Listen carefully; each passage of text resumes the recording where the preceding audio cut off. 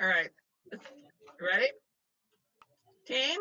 All right. Well, hey, everybody, thank you for coming on the broadcast. I'm excited to see some faces here.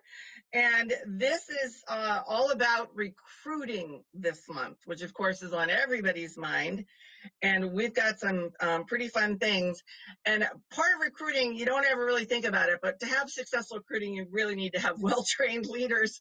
And so we are going to really start out with Sean Osler, who's the Director of Training here at Montana Council, talk a little about some advanced training and how that's going to work this year with Montana Council. So Sean, you're on. All right, thanks, Betsy. Yeah, I'm kind of excited about our advanced training. We offer 2 advanced training courses every year, NYLT, which stands for National Youth Leadership Training, and then, of course, Wood Badge, which is an adult leadership training. So one of them focuses on adults, and one of them focuses on youth, and they're both advanced training in the idea that they teach you how groups interact, and as a leader, how you should be interacting with that group to be the most effective leader that you can be. And we've changed our format here in the council and how we're going to offer those programs. We're going to only one training session per year. So there'll only be one Wood Badge course in 2021, and there'll only be one NYLT course in 2021. We're going to rotate the locations of those trainings from either K-Bar-M Scout Ranch or Grizz Base, and each year they will alternate at which camp they're being held at. And that gives people from all around the state the opportunity to either drive a long ways or a short ways, depending on which year they decide to go. The other thing that this is going to do, it's going to be able to allow us to maximize the attendance when we have these courses. We've had some problems in the past when we're trying to run 2 courses. We get one course with 30-something people and then another course with 15 or 17 people. And it's just not the same experience when you only have 15 or 17 people in one of those training courses. And so we want to make sure that everybody is having the maximum positive experience that they can have at these courses. And so by doing this, we'll be able to make sure that we're getting the maximum number of people in there, that it's a positive experience and everybody comes away really enjoying and really learning. So that's what we got on the front for our advanced training. Thanks, Betsy. Sean, I got to tell you, when I heard about this, I'm so happy. I think that's going to make those courses just better than they are. So I think that we're always striving for that. So nice job, whoever floated that change out there. So I have 2 things to talk about with Cub Scouts that are in the SBS portal this month. One is called the Cub Scout Skill Course. And if you've never experienced the Cub Scout Skill Course, what it is, it's kind of like an obstacle course that you set up. And so there's some great reasons this works for recruiting. But first of all, they're easy to do. I mean, you use things like painter's tape and rope and things that you have around to make the skill course up. And the video, I walk you through that in the video. And also there's a sheet that gets into a design sheet and a sample course. So all the materials are there on the portal. But it's terrific also for recruiting events because you can go through this obstacle as a single scout, which is one way to do it. But it's really better to send through a buddy team. One scout is coaching and the other scout's trying to make their best time. And so in a recruiting event or a new meeting, you could have, that newbie scout or scouts looking to join be coached by an existing scout. So what an exciting way to do that.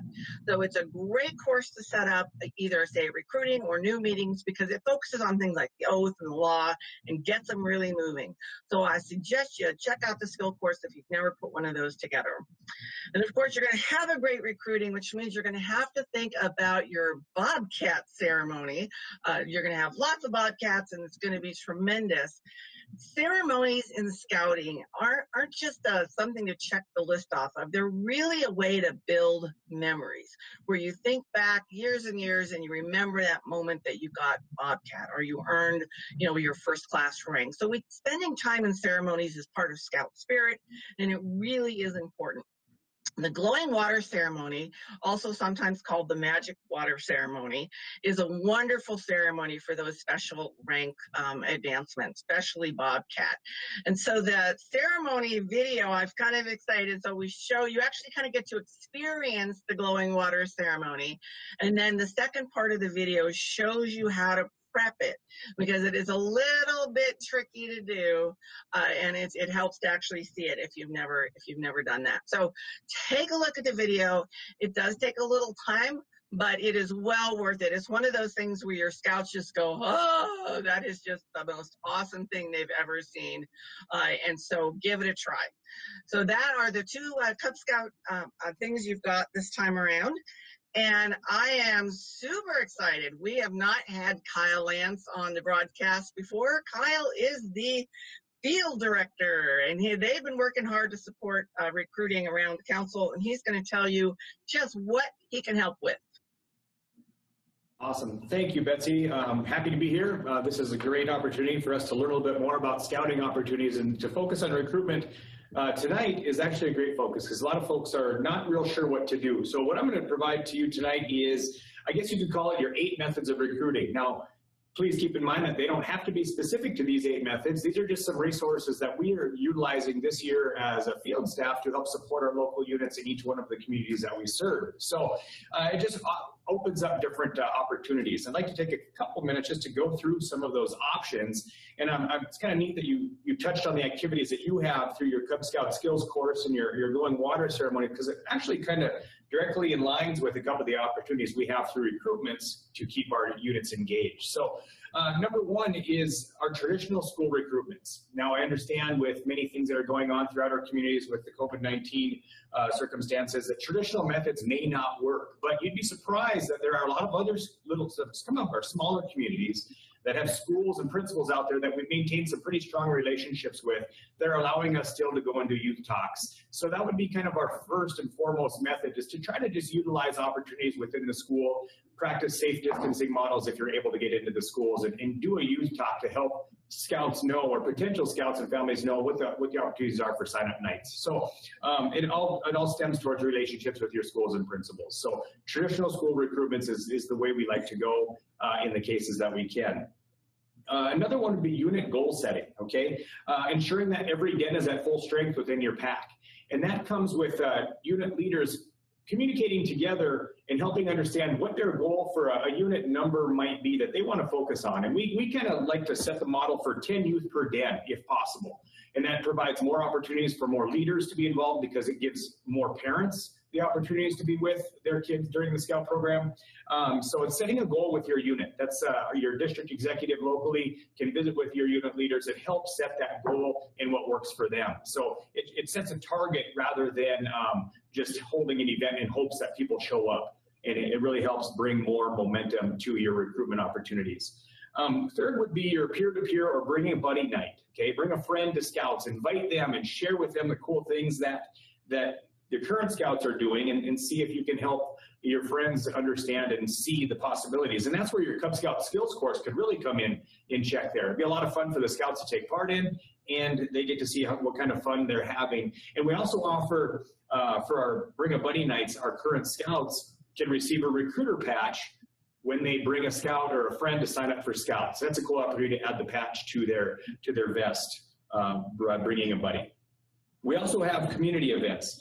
Okay, community sign-up events are kind of the go-to right now to offer that safe distancing, setting up a table spaced out with scouting information in relationship with other community events that might be going on, or set one up yourself in a local park, maybe putting up a canopy and some signage to kind of give an attention to your booth and show some activities that you're taking part in, and just be out in front of the community as they're driving by, and they'll wonder what's going on, and they'll have an opportunity to join Scouts at a local community event.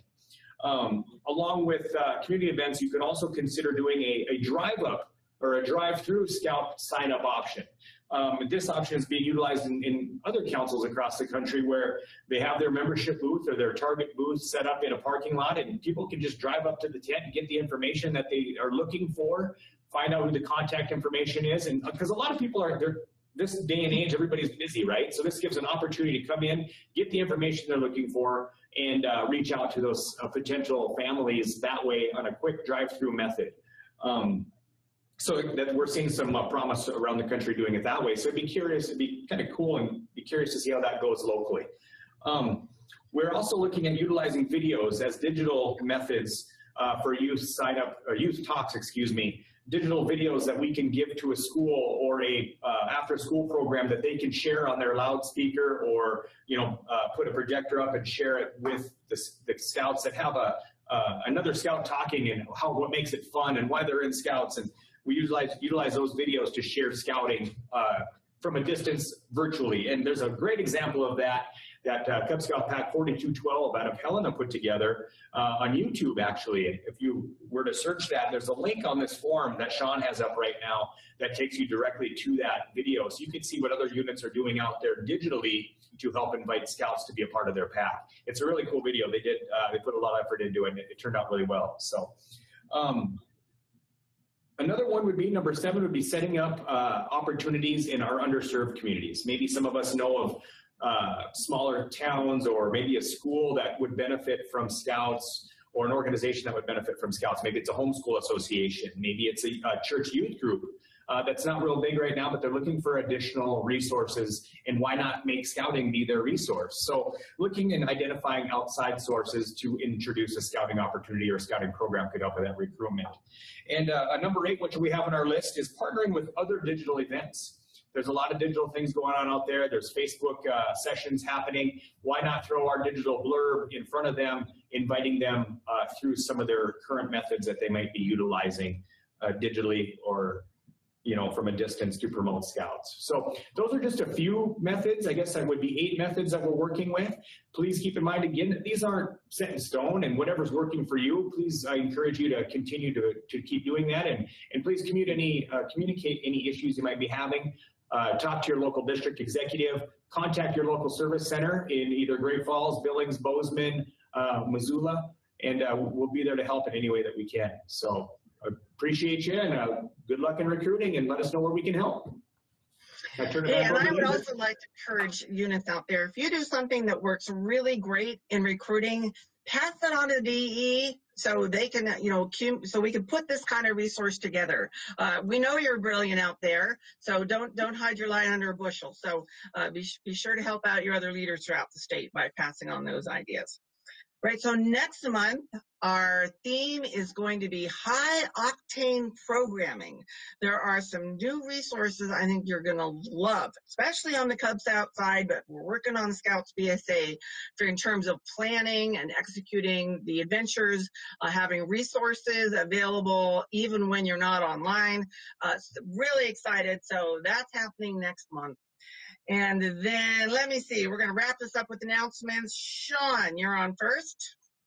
You betcha. Thanks, Betsy. I just want to remind everybody that everything we talk about on these broadcasts, and especially these recruitment ideas that Kyle talked about earlier, is available on our council website. If you go to the website under Cub Scout Resources, you can see that we've put the recruitment ideas from Kyle right here, and you can find those 8 ideas. You don't need to try and memorize what he just talked about in the video. You can go look those up anytime you want. We've actually also added a link that includes some national recruitment resources, some videos, some graphics, some things like that might help you put together a recruitment plan. But especially, I want to remind everybody to work with their district executives.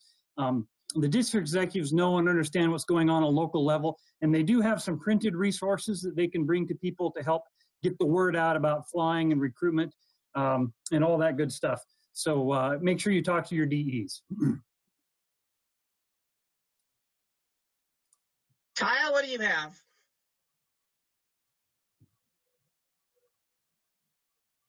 Oh, he's muted. Sorry about that. Technical difficulty. My mute button wasn't pushed. So thanks again, guys. Sean, thank you for pointing out the flyer.